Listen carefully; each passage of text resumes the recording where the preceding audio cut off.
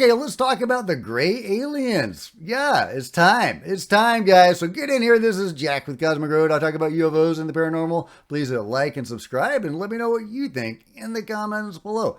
Yeah, on the heels of the DARPA scientist information from Jon Stewart, from Jill, I guess, Jill. A lot of people are, debating the merits of that information, and is that in any way accurate, or is that all disinformation coming from the establishment to justify the actions of the control group and the cover-up? Yeah, I'm probably is. But I don't think John is part of that. John is just getting information for us. He's got sources and he's bringing us the best information he can. Jill, for all we know, is entirely on the level as well. But she may have been exposed to information, during her time with DARPA, working on those special projects that was completely BS. And it seems to be of a similar vein to the information, that Tom DeLonge was also exposed to. They got him, saying UFOs are bad news. He had a slightly different take on it. His information incorporated souls, and saying the beings were soulless, and stuff like that. And they were interested in our souls, and maybe trying to steal our souls, whatever. That kind of thing. But with the same general negative attitude, the Greys seem to be, or the bugs, as Tom DeLonge said, are bad news. So, are the Greys bad news? I guess that's the point of this video. Are the Greys bad news? And the answer is that it's very complicated. There seems to be very different factions of Greys. There's different species or subspecies of the Greys, and then there's what I would call gray adjacent species that have some similarities to the Greys and do some of the same things, but maybe aren't exactly how we define, or they don't fit our description of the classic Gray. And but so who are these guys? What are they up to? Some of them seem to be more friendly. Some of them seem to be less friendly. The small Greys seem to be created beings. And a lot of those seem to be drones or functionaries that interact with humans during abductions, and they were created for that, or at least partly for the abduction phenomenon, and just to deal with us during abductions. But it gets very complicated even with that, because not all Greys are the same, even if they look all the same. That's because they do seem to be created bodies. And sometimes they are created for higher dimensional beings to come into. These higher dimensional beings will come and inhabit these bodies, just like wearing a suit. They don't really look like Greys necessarily where they come from, but they inhabit those bodies. And so the artificially created bodies of the Greys, whether they're biological or synthetic or, some combination of the two, are just these suits they wear. And a lot of these beings are very positive. People have good relationships with them. They can be very intelligent. They can be very kind. They can be loving. People have good experiences with them. And, those are at odds with, the other Greys that seem more, soulless, we could say, or more drone type beings. Some, experiencers even say they're kind of stupid. It's interesting that there are these different varieties of Greys, because they are these created beings and are these created bodies, we should say, and different consciousnesses and levels of consciousness can inhabit these bodies. And there are the different factions potentially of the Greys. According to the Voyagers, the Sleeping Abductees by experiencer Ashiana Dean, the Greys originally came here for selfish purposes, service to self, a service to self orientation, But once they were here, they encountered the beings that were already here that had adopted the law of one. We are all one, and as a service to others mentality. And many Greys over time, even a majority of them, came to adopt the law of one and changed their wily ways and became more service to others oriented. But many others stayed in that service to self orientation. And those are the more negative, or at least, out for themselves Greys. Now, is that information accurate? Who knows? Experiencers come back with all sorts of information, and they don't all reconcile with each other. But she does have a lot of wisdom to share. I shared one of those clips from her speaking the other day about interacting with our higher selves, and I think that she has a lot of genuine information, and it's hard to suss out if there's any untruth or any BS that she's been fed. That may color some of that information. It's also of note that in many experiencer accounts, it seems like the Greys are subservient to the mantis beings. The mantis beings are the overlords of whatever the project is that they're doing involving human abductions. And the mantis beings, according to my best information, are, again, higher dimensional beings that, when they incarnate or manifest in our reality, take on the shape of these mantis beings. And they're very, sci-fi. It's very Star Trek-y. They're, wearing capes with, high collars and stuff. It's crazy. But, many people have interacted with them, and a lot of people actually have favorable experiences with them, even familial relationships. One experiencer called the mantis being that she was interacting with Ma, as in her mother. That's how close she felt to this being. So, what is the agenda of the mantis? What mantids? Why are they running this operation? Why are they managing the Greys, in this mass, long-term abduction phenomenon? I think a lot really hinges on the motivations of the mantids. I'm encouraged by these positive experiences that a lot of people have had with them. There are a few negative experiences as well, however. So, you just don't know. But the mantids, according to my best information, also manage the similar projects on other worlds. This is a multi-world project, maybe even many worlds, and they are, the managers of this project. But they are not the bosses. There are levels above the mantids as well. And we don't know what the motivations or agenda is of the overall project or the overall overseers. So what do we know? Well, we know that Greys or Grey-type beings have been depicted in the rock art and other art of humans for many, many years. There's so many depictions of these beings and native and indigenous people's artwork going back a long, long ways. So they seem to have been here a long time, and we're still here. So I don't think they mean to wipe us out.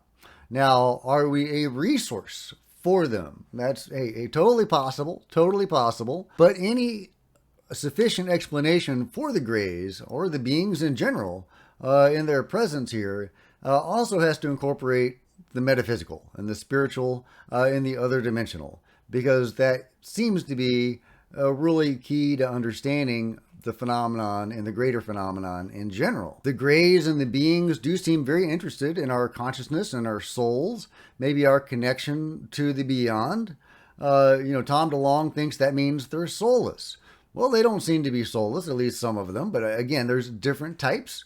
And it's important to differentiate between ones that are, the drones and the ones that are beings in their own right, possibly coming from higher dimensions. But it's also important to take into account the experience of near-death experiencers, because people who have died, been to the other side, and sometimes come back with information on aliens or non-humans, whatever you want to call them.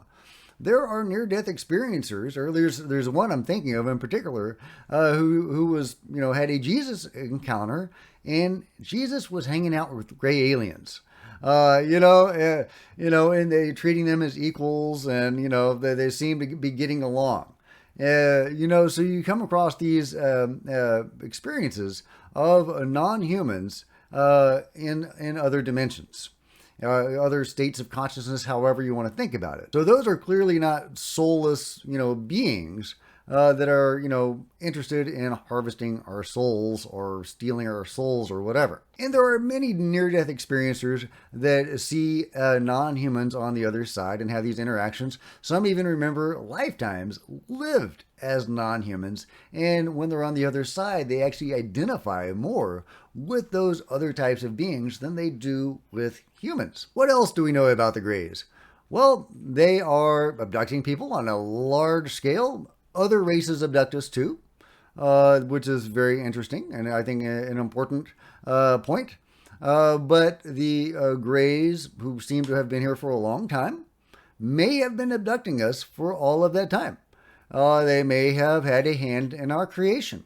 If they are interested in genetic manipulation, or they or their overseers are interested in genetic manipulation or hybridization, which they seem to be, judging by the hybrid program, and also, if they had a connection with the Nazca beings, obviously hybrids or genetic creations of some sort, that seems to be a thing they do.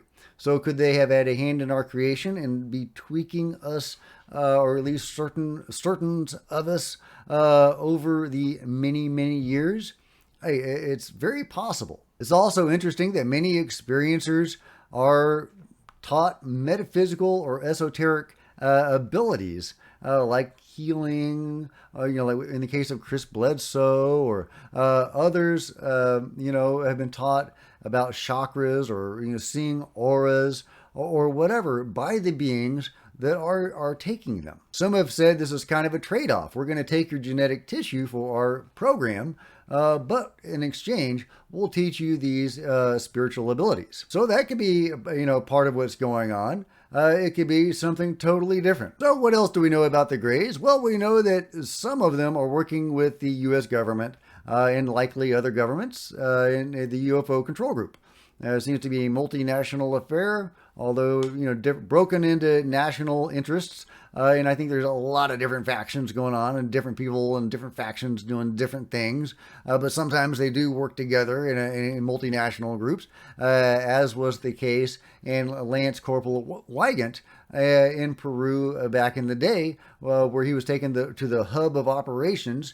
And he saw, it was a multinational affair. And this was like in the 90s, and the Chinese were there, and Americans were there. It was this really interesting group of individuals united for the same cause. We still don't know what that cause was or is, but we do know that gray-type beings are seen working alongside military and government officials during UFO abductions in many cases. We also know the UFO control group shoots at UFOs. It would be interesting to know how many Greys are recovered from those UFOs. Are there different factions of Greys warring with each other and using humans as a proxy? But of course, it gets way more complicated than that, because not just Greys have been seen working with the control group. Nordics have also been seen working with the control group, and others. And there seems to be different factions of all of those different groups. We know that the UFO control group knows at least part of the bigger picture.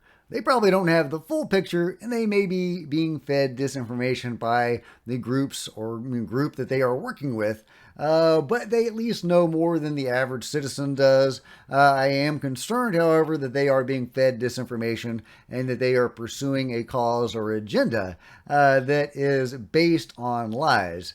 But we just don't know, because we don't know what they're being told, and we don't know if what they're being told is valid. But I do think that the actions of the control group speak to them having a cause, them believing in what they are doing. It is justifying murder and brainwashing, over many years.